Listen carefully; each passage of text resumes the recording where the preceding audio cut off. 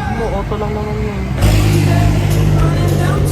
Hi guys, hindi na kami nakapag-vlog kasi nalasing na kami.